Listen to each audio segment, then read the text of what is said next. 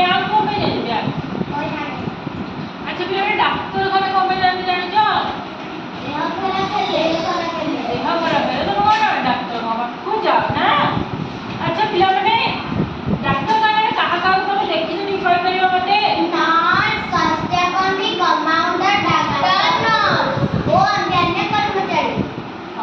ବୁଝିପାରିଲେ କାହା କାହାକୁ ଦେଖ କହିଲେ କିଏ ତମେ?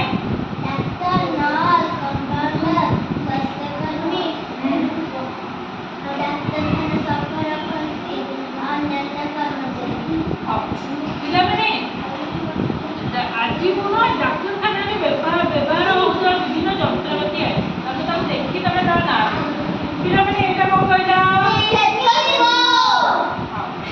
ଆର କାମ କଣ ଜାଣିଛ?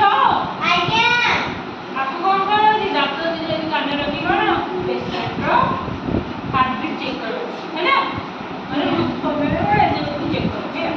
ପିଲାମାନେ ଏଇଟା ଶିଖିଲା ଏଇଟା କଣ? ଶୁଣ ପିଲାମାନେ ଦେଖିଥିବ ତମର ଯେତେବେଳେ ତମ ଗୋଟେ ଜାଗାରେ ଯୋଉ ପଡ଼ିଯିବ ତମ କପଡ଼ା ହାଡ଼ ଗୋଡ଼ ଭାଙ୍ଗି ଯାଉଛି, ତମ କାହାର ହାତ ଭାଙ୍ଗି ଯାଇଛି, କାହାର ଗୋଡ଼ ଭାଙ୍ଗି ଯାଇଛି, ଜାଣିଛ ତାପରେ କଣ ଆମ ଯୋଉ ଶରୀର ଦେଖ ଏ ଯୋଉ ହାତ ଅଛି ନା ତା ଭିତରେ ହାଡ଼ ଅଛି, ଯାହା ଭିତରେ କଣ ଆମେ କଣ ହାତକୁ ଚଳପ୍ରଚଳ କରିବ। ଗୋଟେ ହାଡ଼ ଯେତେବେଳେ ଭାଙ୍ଗିଯାଏ ଯଦି ଆମେ ଯୋଉ ପଡ଼ିଯାଉଛି କଣ କରିବା? ଆମ ହାଡ଼ଟା କଣ ଭାଙ୍ଗି ଯାଉଛି, କେମିତି ଦେଖିବା ଖାଲି ଆଖିରେ ଦେଖି ହବନି, ସେଥିପାଇଁ କଣ ଦରକାର ଆମକୁ ଏକ୍ସରେ ମାନେ ଏକ୍ସରେ ମେସିନ୍ ଦରକାର ହେଲା। ଏଇ ଏକ୍ସରେ ମେସିନ୍ ସାହାଯ୍ୟରେ ଆମେ କଣ କରିବା? ଶରୀର ଭିତରେ ଥିବା ହାଡ଼କୁ କଣ ଦେଖିପାରିବା, ଜାଣିପାରିଲ? ପିଲାମାନେ ଆମେ କଣ ଜାଣିପାରିଲା କୋଉ ମେସିନ୍ ତାହେଲେ?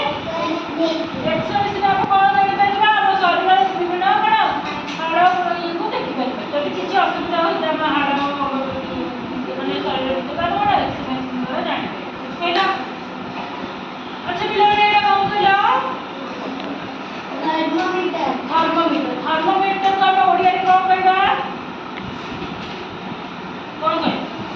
ଆଚ୍ଛା ପିଲାମାନେ ତମେ ଜାଣିଛ ଆମ ଶରୀରରେ କଣ ନିଜର ଗୋଟେ କଣ ଅଛି ତାପମାତ୍ରା।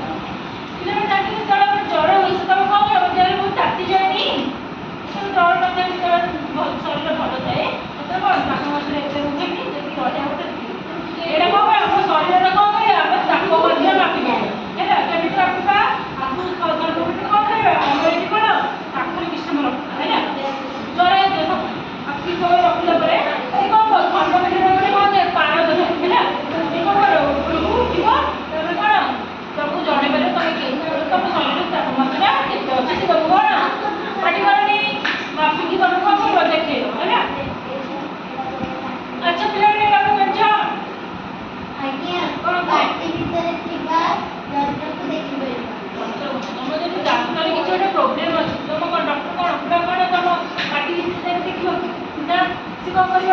ଜିଭ ସେମିତି ସେ କଣ କରିବ? ଆମର ସେ କଣ କରିବ? ଏଠି ଗୋଟେ କାଚ ଲାଗିଥାଏ ହେଲା, ସେ କଣ କରିବ? ଏମିତି ଦେଖିଲେ କଣ ଦାନ୍ତର ମୂଳ ଯାଇ କଣ ଦେଖାଯାଉଛି, ଜାଣିପାରିଲ? ହଉ